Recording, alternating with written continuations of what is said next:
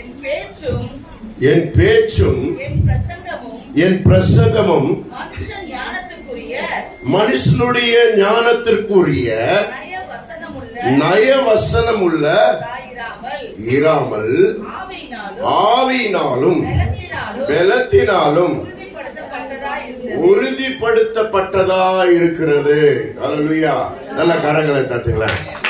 அப்போ என்னுடைய பிரசங்கம் உன்னை நயவஞ்சகம் காட்டாதபடி போ, நீ எப்படி ஒன்னா இருந்துக்க, உன்னை ஆசீர்வதிப்பா, நீ என்ன ஒன்னா செய், உன்னை ஆசீர்வாதம் வரும்னு சொல்லி உனக்கு நயவஞ்சகம் காட்டாதபடி அவர் வருகையில நீ எடுத்துக்கொள்ளும்படியான ஒரு ஆவிக்குரிய பிரசங்கமா இருக்க வேண்டும் என்று நான் அனுதினமும் தேவனிடத்தில் வேண்டிக் கொள்கிற காரியம். அல்லேலூயா.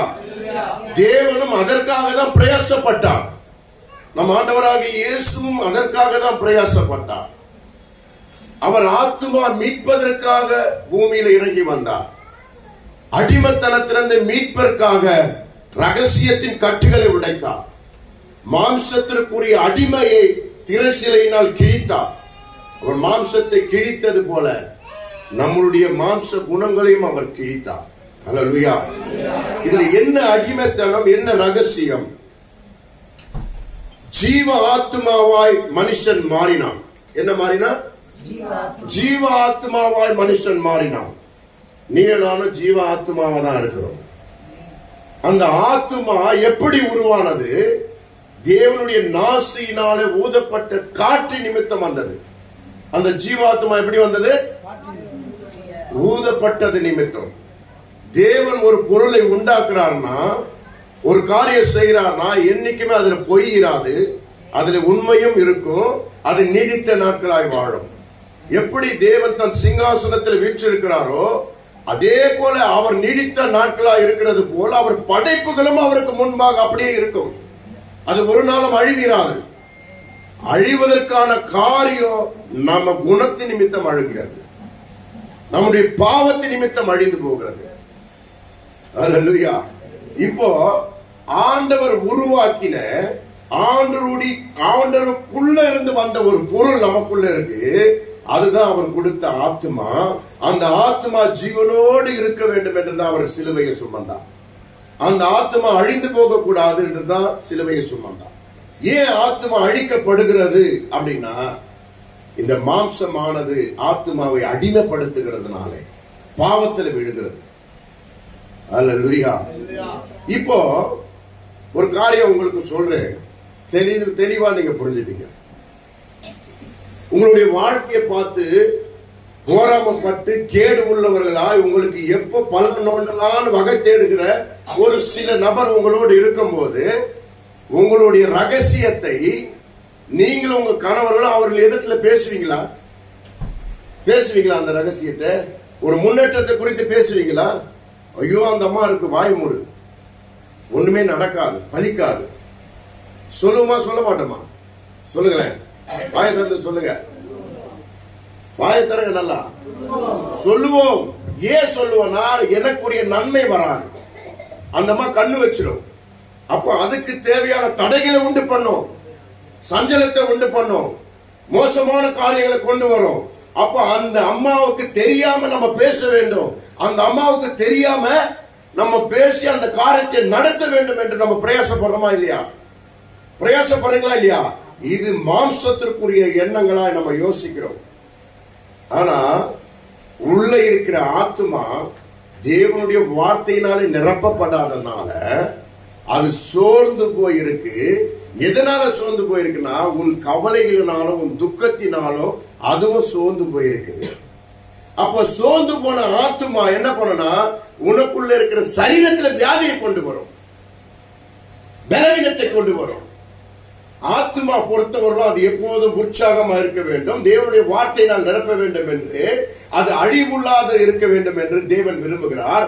அது நிமித்தம் இந்த சரீரம் எத்தனை நாள் வேணா சாப்பிடாமே இருக்கும். தெரியுமா உங்களுக்கு? தெரியுமா அந்த ரகசியம்? தெரியுமா உங்களுக்கு?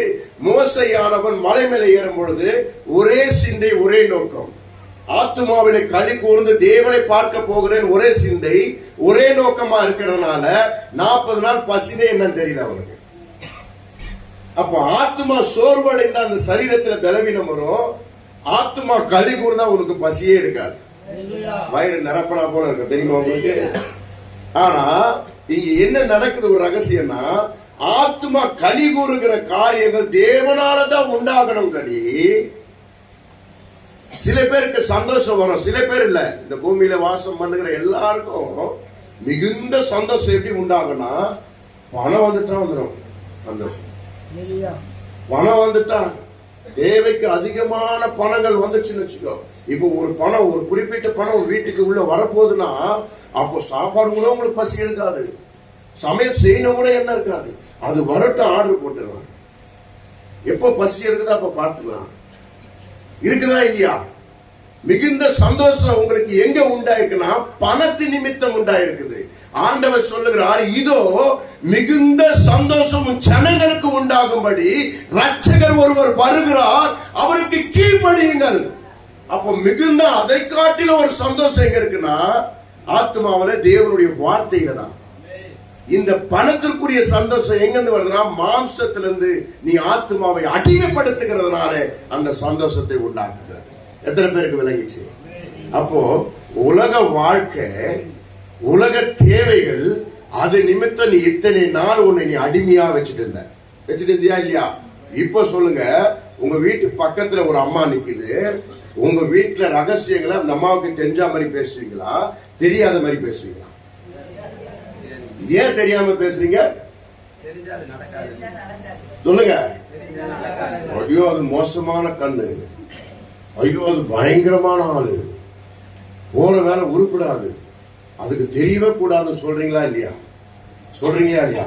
அதே போலதான் ஆண்டவர் என்ன பண்றாரு, இந்த மாம்சம் மோசமானது, இது மாம்சம் உன்னை அழிவுக்கு கொண்டு போகும், அதனால நீயும் நானும் மட்டும் ரகசியமாய் பேசிக் கொள்வோம் சொல்லி அந்நிய பாஷையை கொடுக்கிறார். எத்தனை பேருக்கு விளங்குகிறது? ஆத்மாவும் ஆவியும் பேசிக் கொள்ளட்டும், தேவனுடைய ஆவியும் ஆத்மாவும் பேசிக் கொள்ளட்டும் சொல்லி அந்நிய பாஷையினால ஆத்மாவோடு பேசுகிறார் ஆண்டவர். அப்போ பேசுகிற வார்த்தை இந்த மாம்சத்துக்கு தெரிஞ்சதுன்னா தேவ பக்தி இழந்து போகும். தேவ பக்தி இழந்து போகும். எத்தனை பேருக்கு புரியுது? உண்மையா புரிஞ்சவங்க அடையாளம் காணுவாங்க, நான் யாருன்னு தெரிஞ்சுப்பாங்க. நான் வெள்ளுக்குள்ள இருக்கிற ஜீவ ஆத்மாவா இருக்கிறேன், நான் மாம்சம் நான் அல்ல. அதனுடைய இந்த மாம்சத்திற்கு காரியங்களை தெரியாதபடி தேவனிடத்தில் ரகசியம் பேச கற்றுக்கொள்ள வேண்டும். ஏன்னா இந்த மாம்சம் எப்படி தெரியுமா? நீ நினைச்ச பக்கத்துல ஒரு அம்மா, அதோட கேடுபாடு உள்ளது. இது உன் நன்மைகளை அழித்து போட்டுடும், இது உன் நன்மைகளை சிதறடித்துடும். தேவனிடத்திலிருந்து வருகிற அந்த கலிகூறான அந்த வார்த்தையை பெற்றுக்கொள்ளாம போய்விடும். அப்போ விசுவாசம் என்பது காணாதவைகளை குறித்து விசுவாசப்படுதான். அப்போ காண்பதை குறித்து விசுவாசிக்கிறது மாம்சத்துடைய காரியங்கள். தேவனோடு பேச வேண்டும் என்ற அந்நிய பாஷை, தேவனோடு நன்மைகளை பெற்றுக்கொள்ள வேண்டும் என்ற அந்நிய பாஷை. உன் மாம்சத்திற்கு அந்த வார்த்தைகள் தெரியக்கூடாது, தேவனுடைய வார்த்தைகளை அறிந்து கொள்ளக்கூடாது.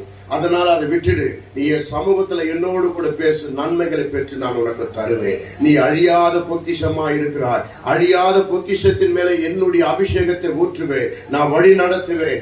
அதுக்கப்புறம் இந்த ஆத்மா மாம்சத்தை அடிமைப்படுத்துகிற குணத்துல வரும். உலக ஆசை பற்றி இல்லாம போய் இதுதான் ஜெயம் எடுக்கிறது. அந்நிய பாஷை பேசுறாங்கன்னா இதுக்குதான் அந்த காரியம். அந்நிய பாஷை பேசினா உன் இருதயம் நிறைவாய் மாற்றப்படும், உன் ஆத்மாவிலே களி கூறுதல் உண்டாகும். எப்படி பணம் வந்தா இந்த மாம்சம் சந்தோஷப்பட்டு ஆத்மாவை அதில் அடிமைப்படுத்துறியோ, இப்போ அந்நிய பாஷையில பேசும்போது தேவனுடைய வார்த்தையை கேட்டு அதை குறித்து அறிக்கையிட்டே இருக்கும் போது இந்த ஆத்மா மாம்சத்தை அடிமைப்படுத்தும். அப்போ தேவனுடைய வார்த்தை நல்ல போஷணமா இருக்கு. இந்த ஆத்மா களி கூர்ந்தா உனக்கு சாப்பாடு இன்ட்ரெஸ்டே இருக்காது, ஆனா சரீரம் வேலனோடு இருக்கும். சரீரம் வேலனோடு இருக்கும், பிரகாசமா இருக்கும். 40 நாள் உபவாசம் இருந்து மலை மேல இருந்து கீழே இறங்கி வரான், அவன் முகத்தை பார்க்கவே முடியல, அவ்வளவு பிரசன்னம், அவ்வளவு பிரகாசம். தேவனுடைய பிரகாசமே அவன் மேல இறங்கிடுச்சு. அல்லேலூயா. அப்ப ஆத்மா களி கூறுதல் என்னன்னா, தேவனுடைய வார்த்தைக்கு கீழ்ப்படிந்து நடப்பது, அந்நிய பாஷையினால் பேசுவது. இது ரெண்டு காரியத்தை நம்ம பண்ணால இந்த உலக பற்று நம்மளை விட்டு நீங்கி போயிடும். நீங்க மாம்சத்தை அடிமைப்படுத்துகிறவர்களாய் மாறுவீங்க, உங்களுக்கு கீழே வைக்கிறவர்களா நீங்க மாறுவீங்க. அப்போ உங்களுக்குள்ள இருக்கிற ஆத்மா ஜீவாத்மா தான் நீங்க. அந்த ஆத்மா கலி கூறும்படிதான், அந்த ஆத்மா தப்பி போகாம இருக்கதா இயேசு வந்தார். அந்த ஆத்மாவை மீட்கும் பொருளாதான் இயேசு வந்தார்.